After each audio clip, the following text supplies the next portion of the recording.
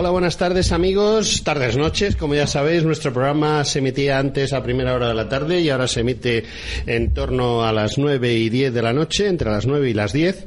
Y bueno, pues hoy tenemos a alguien completamente diferente. Ya sabéis que yo tengo la manía de ser políticamente muy incorrecto y entonces pues de vez en cuando hago algunos cambios importantes. Este programa en su origen está orientado a traer autores de libros de historia y a hablar de esos libros, pero si os fijáis, hoy en día prácticamente todos los libros de historia o de cualquier otro tema pues tienen una portada, tienen unas ilustraciones que están relacionadas con el tema. Entonces, esas ilustraciones las suele hacer una persona que tiene que saber de qué va el tema, y entonces ahí está el ilustrador. El ilustrador es una persona que, bueno, figura normalmente en la portada o figura en los títulos de crédito, y bueno, pues el ilustrador es una persona que tiene que empaparse del libro antes de que el libro llegue a quien lo va a leer, y además está sujeto a los caprichos del autor. Y lo digo porque yo soy autor de varios libros y bueno, pues yo soy consciente de que los señores que me los han ilustrado a veces han tenido ganas de tirarme por el hueco de la escalera. Entonces debíamos al gremio de dibujantes, pintores, etcétera, de esos artistas que le dan luz y color e imagen a lo que nosotros escribimos, y se lo debemos. Y hoy tenemos aquí a una persona que se va a presentar él mismo. Él nos va a decir cómo se llama, porque quiero que le pongáis cara, porque este hombre ha hecho multitud de ilustraciones que vosotros habéis visto. Buenas noches. Buenas noches, ¿qué tal? Es un placer estar aquí contigo en Radio Ya y con todos tus oyentes y el equipo. Bueno, efectivamente, como decías, la historia se debe contar en clave gráfica. Ya lo hemos dicho en algún programa con otros amigos y compañeros de viaje. Creo que gran parte de lo que recibimos a través de la historia, a través de los tiempos, pues tiene un contenido, tiene un peso gráfico ya desde las cuevas de nuestra procedencia ancestral. Y la verdad es que incluso todos los vestigios que tenemos de siglos como el XVII y posteriores y anteriores, por supuesto, es esa historia plasmada por pintores en ocasiones muy conocidos, en otras ocasiones casi anónimos, que nos han contado las batallas, los sucesos, los pactos a los que han llegado los políticos, y en definitiva han plasmado pues todo lo que ha sucedido a través del tiempo. Bueno, yo la verdad es que estoy contento de tenerte aquí. Es un placer, porque vamos a ver, han venido varios autores a los que tú has ilustrado. Estos autores a los que tú has ilustrado son básicamente amigos míos, porque, bueno, pues además de enemigos también tengo amigos. Perdón, es muy fácil ser amigo tuyo porque eres una persona entrañable, te conozco hace poco, pero tienes este cariz. Bueno, pues muchísimas gracias. Carlos Canales, ya sabéis que es totalmente incorrecto como yo. También sabéis que hemos sido socios en varios temas porque lo hemos hablado aquí. Carlos ha venido en varias ocasiones a esta emisora y se ha sentado exactamente en el mismo sitio donde está nuestro dibujante maravilloso. Y bueno, pues este hombre ha ilustrado los libros de Carlos, ha ilustrado los libros de Agustín Rodríguez. Prácticamente ha ilustrado cualquier libro de los últimos años de la editorial EDAF y de otras editoriales en lo referente a lo que es historia. Y yo, la verdad es que tengo que hacerle una pregunta dura. Es ¿cómo eres capaz de empaparte la historia que cada uno te cuenta, que no tiene por qué ser la misma, es la misma, a lo mejor el mismo tema, pero con un enfoque totalmente diferente? ¿Cómo eres capaz de solventar ese gran problema que se llama trasladar al papel la idea que tiene el autor, no lo que escribe, porque es que lo que escribimos normalmente no es exactamente la idea? ¿Cómo lo haces? A ver. Bueno, primero hay un matiz que hay que tener en cuenta en la relación con el otro. O sea, primero ves la persona, el autor, quién te lo está contando, ¿no? Hay autores más rocosos, hay autores que son comunicadores, como es el caso de Carlos, hay gente que incluso tiene una tendencia política, hay gente que tiene otro, pero al final todos los autores con los que yo he trabajado han concluido que la historia es una. y que se tiene que contar y contar la verdad. Puede haber diferencias en el matiz o incluso anécdotas que no conozca, ¿no? Pero al final hay que escuchar al autor, también hay que documentarlo. Hay veces que el autor te deja su aire, incluso él se llega a sorprender de cosas que tú plasmas en el grafismo que ellos no habían tenido en cuenta. Entonces, digamos que hay dos factores importantes. El factor humano, que es un poco el encuentro con el autor y el relacionarse con él y hablar a menudo de cuáles son los matices. Pues yo estaba pensando ahora mismo en el libro de Banderas Lejanas, que lo tenemos aquí delante, los mapas. O estaba pensando en el libro de Fernando Martínez Lainez, Mientras la patria exista, cómo iba uniformada la caballería, cómo fueron los ataques, cómo fue de sangriento, cuál fue el sufrimiento de las víctimas. Todo eso tiene que estar plasmado en las ilustraciones y también plasmado, ¿por qué no?, en esos mapas en que hacemos documentándolos y hablando muchísimo con el autor, pero también muchísimo con el editor. Simplemente quería añadir una acotación más. En este sentido, hay varios factores importantes en los que trabajamos, que son los interiores del libro, pero es fundamental el principal elemento de marketing, que es la cubierta. Esto que siempre está a debate, sobre todo en un libro de historia, siempre está a debate entre la editorial, hay una especie de triunvirato, hay un triángulo entre la propia editorial, el artista, dibujante, ilustrador y el autor. Siempre es algo opinable, hay que pensar mucho el público al que va a ir dirigido. Yo estaba recordando aquí a mi querido amigo Javier Santamarta en la portada esa que tiene de Siempre estuvieron ellas. Fue muy difícil de parirla porque había mucho debate sobre el tipo de portada que tenía que hacer, y curiosamente, de las muchas que se llegaron a hacer, se eligió una que se había hecho anteriormente, casi a la mitad de los bocetos que habíamos hecho, y finalmente se decidió que esa era la que tenía que plasmar, tras sondear a diversas personas, tenía que plasmar el cariz del libro, ¿no? Bueno, me estás dejando totalmente alucinado, porque es que cada vez que nombras a un autor, nombras a un amigo. O sea, hablamos de Leonard Senal, hablamos de Santa Marta, y estamos constantemente viendo amigos que han pasado por esa misma silla donde tú estás sentado y que para mí son los grandes autores de la historia actual.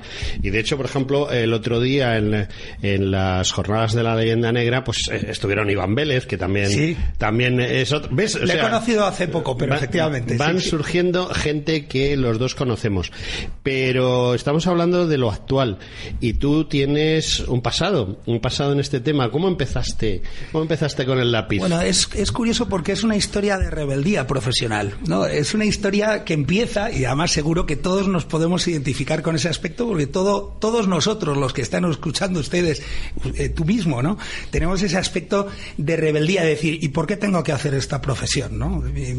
Por ejemplo, el caso de mi padre, ¿no? Es médico, pero él dijo, no, quiero ser psiquiatra psicoanalista. Ya no tenía que tocar exactamente el cuerpo, sino la mente del paciente. Pues en este caso yo empecé montando una agencia de publicidad hace un montón de años. Estuvimos funcionando ahí, Publicity, estuvo funcionando 11 años con Carlos Bernárdez, y fue en esa especie de transcurso que me recogió de alguna manera la editorial EDAF, y puedo mencionar aquí pues a Melquiades Prieto, que es un gran, estupendísimo editor, y puedo mencionar perfectamente a Sebastián Vázquez y a todo el equipo de EDAF, incluido la jefatura, los Fossati y bueno, la que está ahora de prensa, Isabel.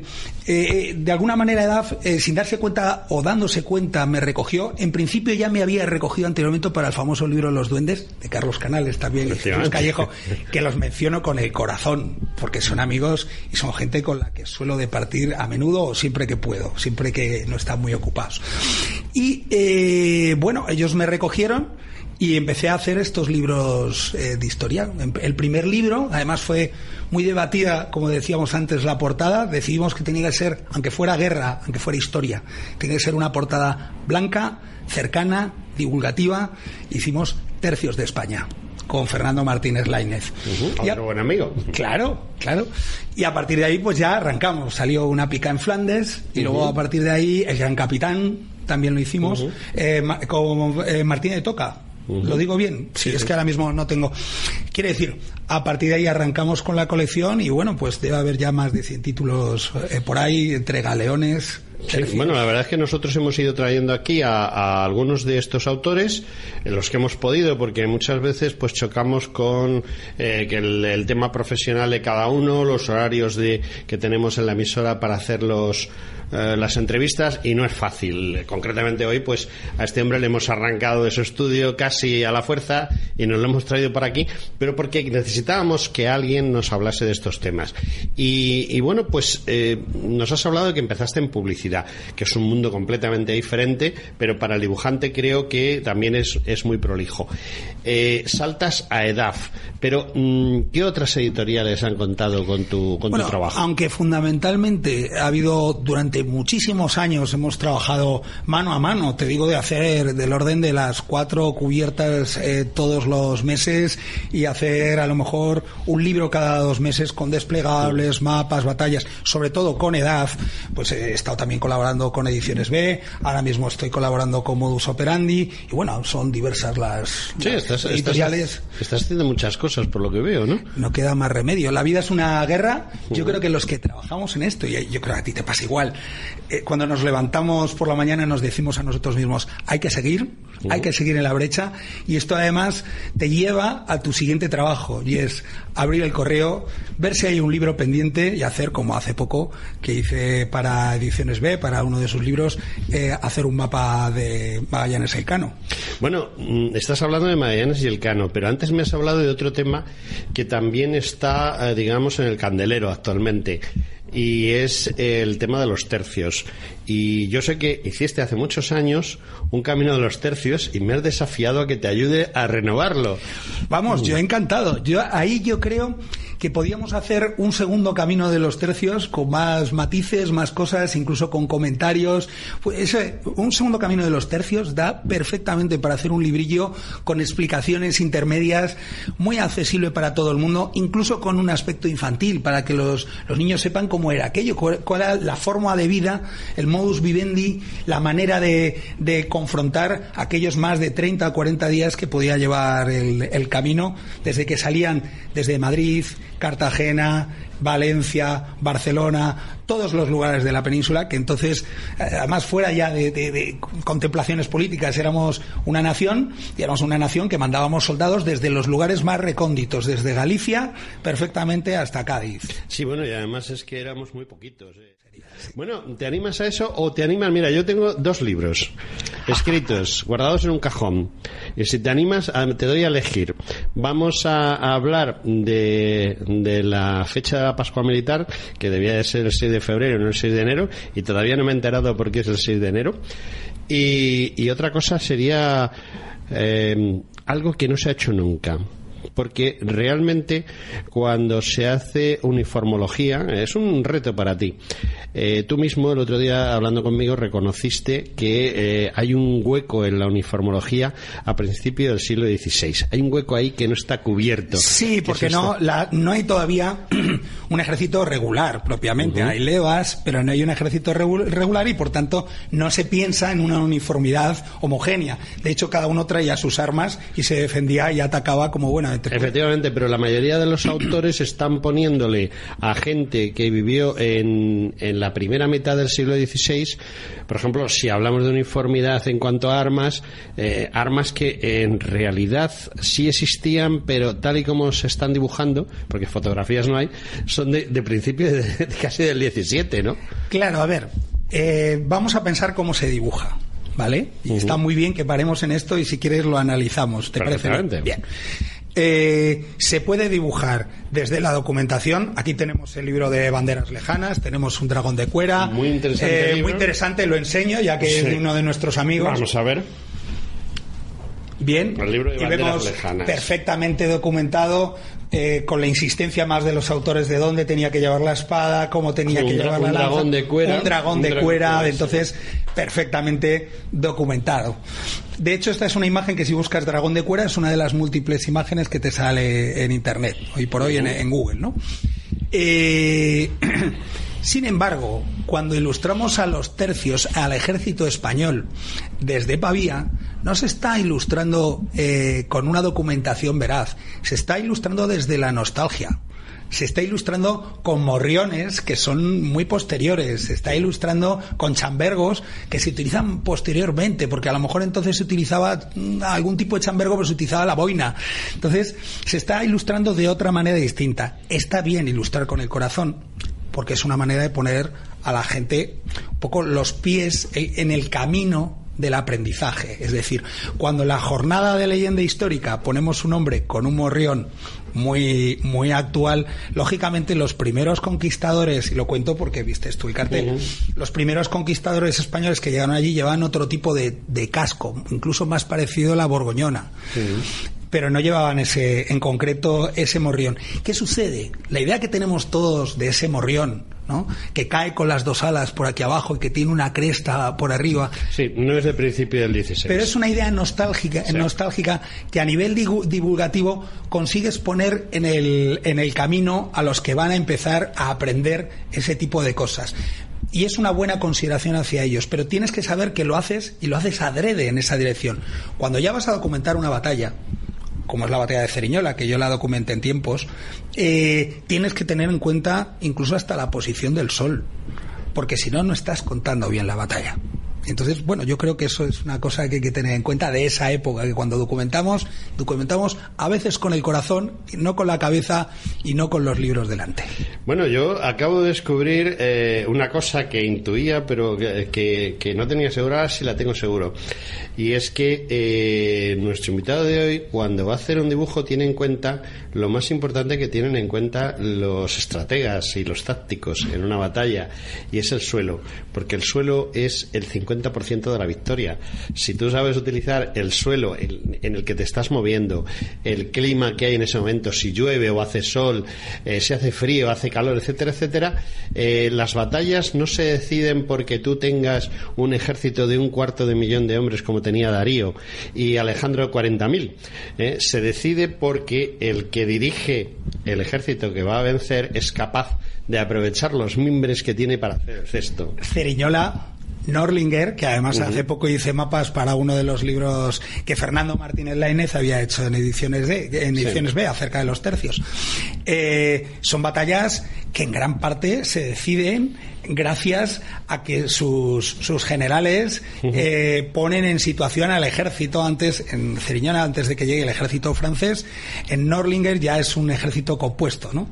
Tienes la batalla de Empel. Sí. La batalla de Empel está perdida. Es al revés. Y en un momento dado cambia el clima. Se congela el suelo. Y en ese momento pasa de ser una batalla naval, eminentemente en anfibia más que naval, a ser una batalla de infantería. Y entonces los tercios españoles, cuando demuestran quién parte el bacalao en tierra. Me encanta porque yo tengo una ilustración no correctamente bien hecha de Empel. Siempre que la miro digo, esto hay que corregirlo, sea como sea.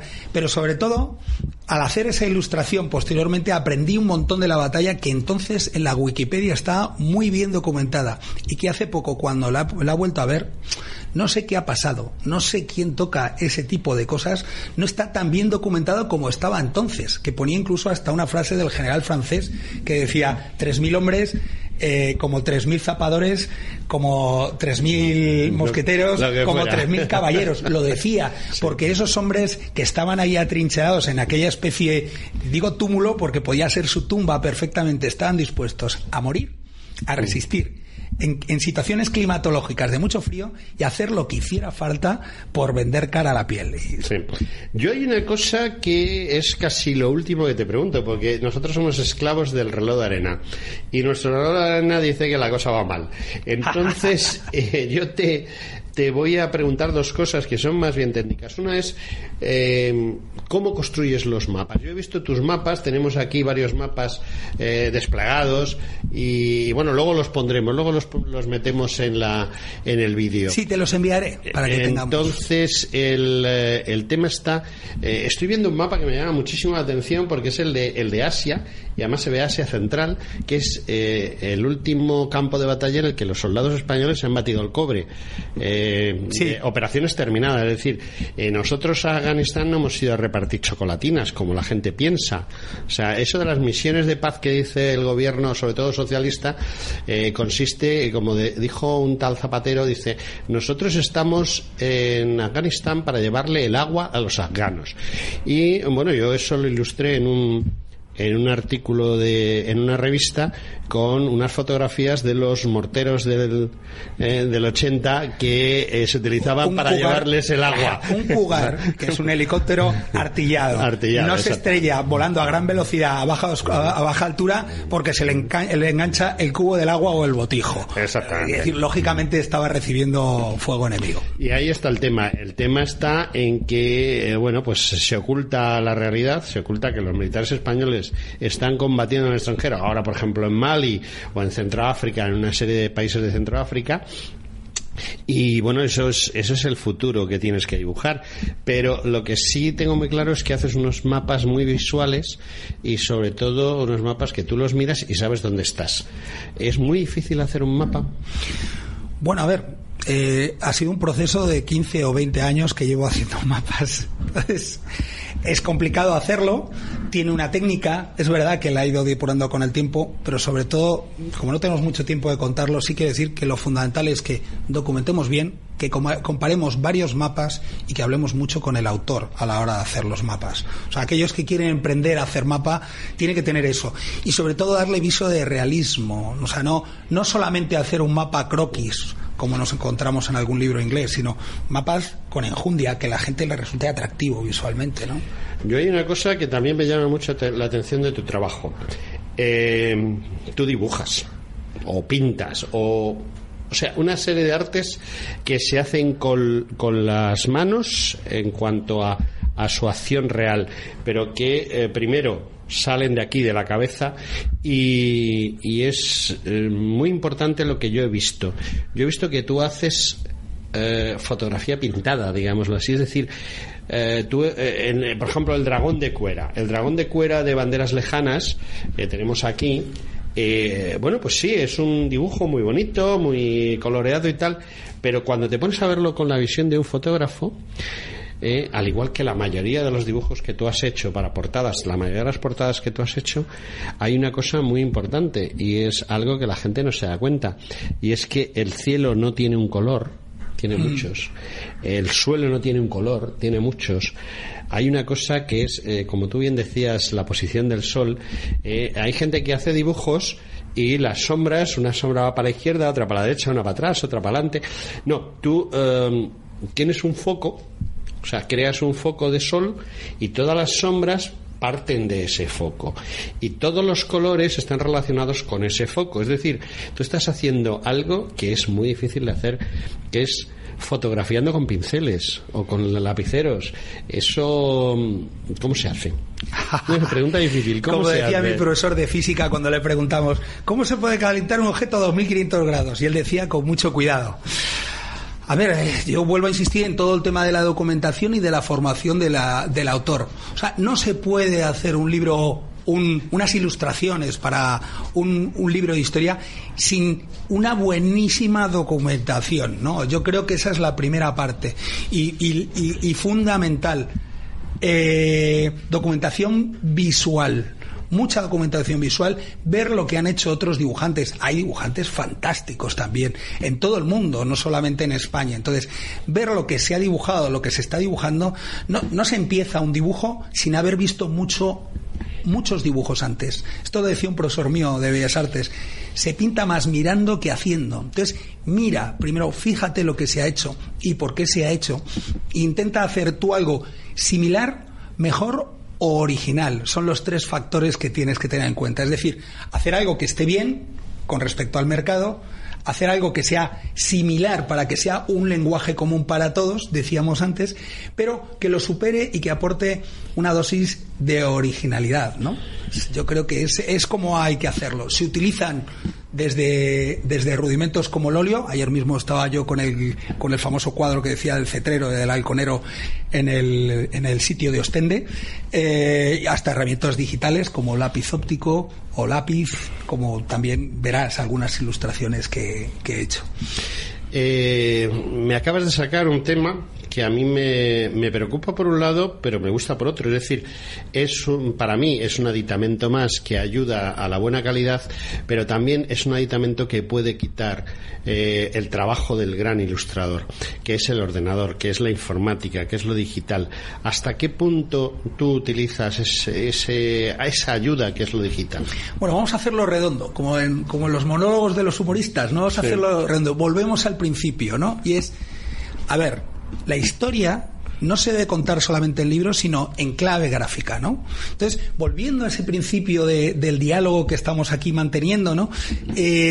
Para contar la historia se puede contar con un ordenador en clave gráfico, con un cuadro de 70-100 en clave gráfico para esa exposición que dije que estamos haciendo acerca del hombre lobo y las edades. No lo has dicho todavía, eso lo hemos hablado tú y yo antes. Bueno, ahora, pero ya ves que yo lo cuento al final, ¿no? Ahora hablamos del hombre lobo. Sí, el hombre, las edades del lobo, ¿no? A través de la historia, la transformación. Es un ser atormentado. Termina con tu esfera. ¿Entiendes? Entonces, fíjate, ¿no?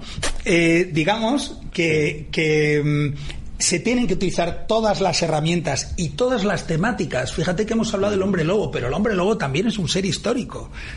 ¿Entiendes? Estamos hablando de gente como Nabucodonosor, o gente documentada con enfermedad de licantropía o algo similar como el rey de Arcadia, ¿entiendes? Luego, son personajes históricos, son personajes que uno puede documentar, que lo puede hacer con lápiz óptico, que lo puede hacer con lápiz de grafito, como yo he hecho en ocasiones, con óleo. A mí me parece que utilizar el ordenador es útil. Ahora mismo estamos desarrollando herramientas de realidad aumentada y las estamos mostrando en diferentes sitios.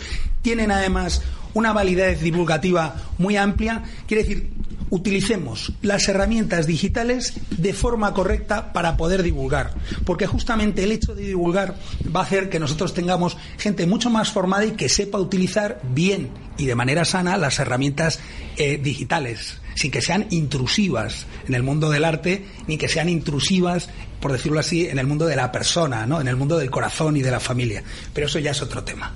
Bueno, has sacado a relucir algo que habíamos hablado tú y yo mientras tomamos un café antes de esta entrevista, porque en realidad le llamo entrevista. Esto es una charla entre amigos, entre conocidos, entre personas que tienen las mismas necesidades de expresión y que en el fondo están en la misma onda, en la misma cuerda, como dicen otros. Y hay algo que yo siempre me ha llamado la atención, sobre todo desde que conocí a Carlos Canales, que es lo de los duendes, lo de la licantropía, lo de todo este tipo de cosas más o menos colaterales. Y yo sé que tú estás preparando algo, pero que es algo dentro de tu otra línea como voy a diseñador de este tipo de cosas. Voy a contarlo aquí de esta manera para que resulte divertido, ¿no? Todos tenemos una dualidad, ¿vale? Dentro, ¿no? Todos llevamos un lobo dentro, o en el caso de las mujeres, en el mejor sentido, una loba dentro. Que por cierto, hay mujeres armenias, ya lo he contado en algún sitio, que se sabe que eran mujeres loba o que sufrían el fenómeno de la licantropía. Sí, que es una enfermedad de tipo psiquiátrico, pero basada en un problema del genotipo. Pues fíjate, en esa dualidad yo tengo dos orígenes que están dentro de mí.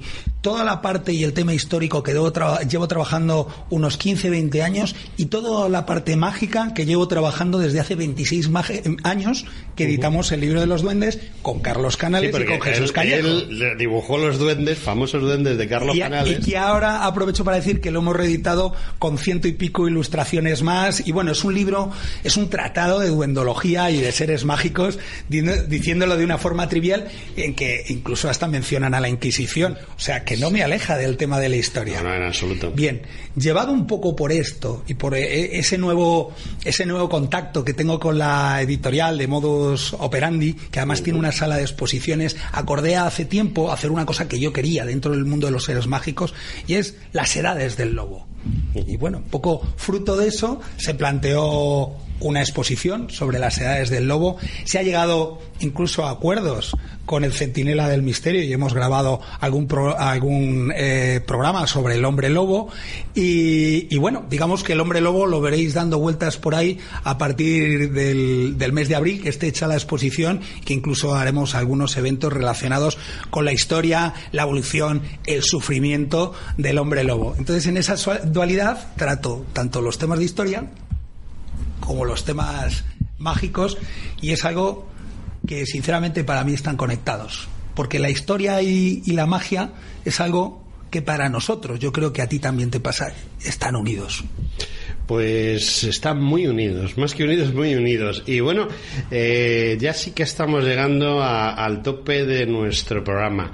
Yo tengo una sección que se llama El Minuto de Oro, y es ¿qué quieres decir a nuestros oyentes y televidentes, ambas cosas, sobre la importancia de tu trabajo? Porque para mí es muy importante, pero las personas que compran un libro, sí, les llama la atención la portada del libro, pero no se dan cuenta del enorme trabajo que lleva el hacer esa portada.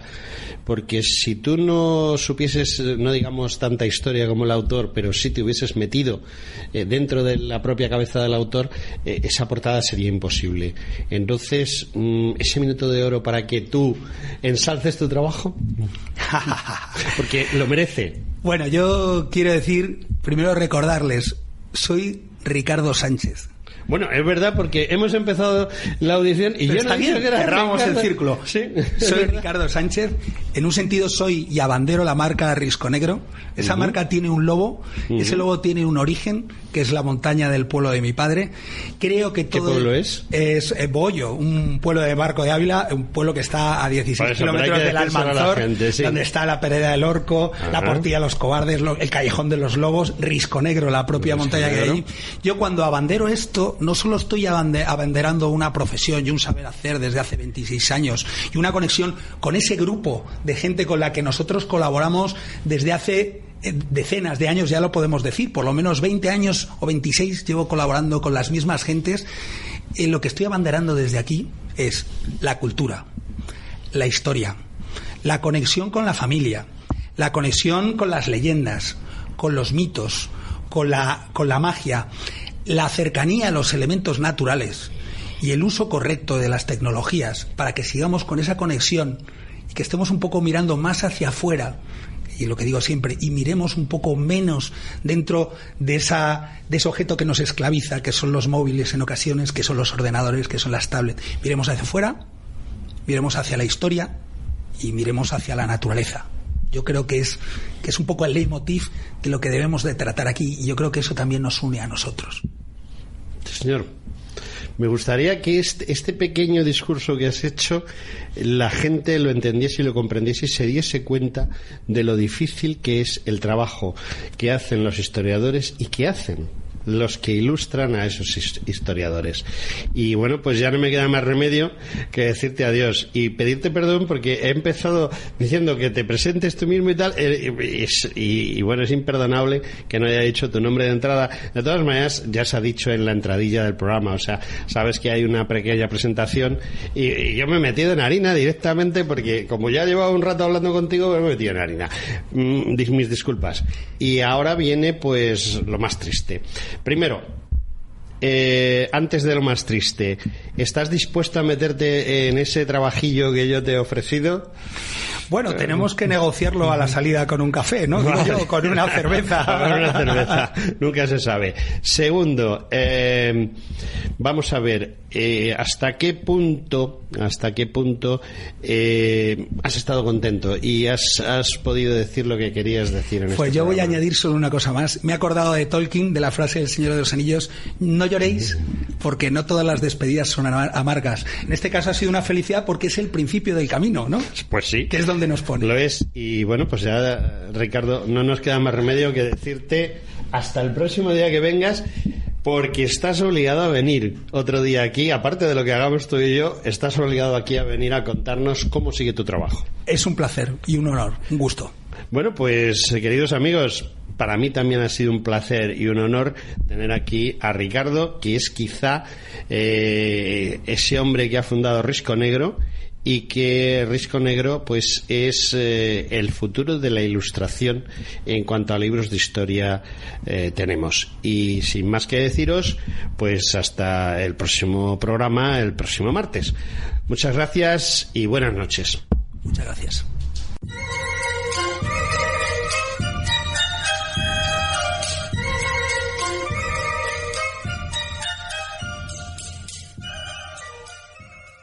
Llegó la hora de despedirnos, pero antes de despedirnos comentaros que hay una sensacional oferta por parte de La Espada y la Pluma, la editorial, que es el libro sobre el barco más grande que se ha construido en madera, nunca, del tamaño de un portaaviones actual casi. Es un libro muy, muy interesante en el que se cuenta absolutamente todo lo que pueda haber sobre ese barco. Es el navío Santísima Trinidad, un navío que se construyó curiosamente en Cuba y que luchó en batallas como la de Trafalgar.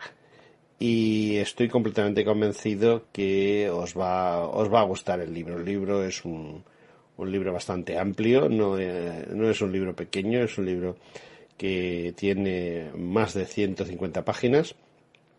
Se acompaña de regalo un segundo libro ya más pequeñito en el cual se cuenta la actuación del navío Santísima Trinidad y de otros navíos y diversos elementos de la batalla de Trafalgar. Y bueno, pues el precio facial de ambos ejemplares sería de 40 euros. Sin embargo, lo podéis comprar a través de las aventuras de la espada, escribiendo un mail a la espada y la pluma.com, el mail info@laespadaylapluma.com. Lo podéis comprar ambos libros, que valen 40 euros, por 20 euros, y en esos 20 euros va incluido los gastos de envío hasta vuestro domicilio. Bueno, pues en espera de que podáis aprovechar todo esto, nos despedimos de vosotros hasta la semana que viene. Adiós, amigos.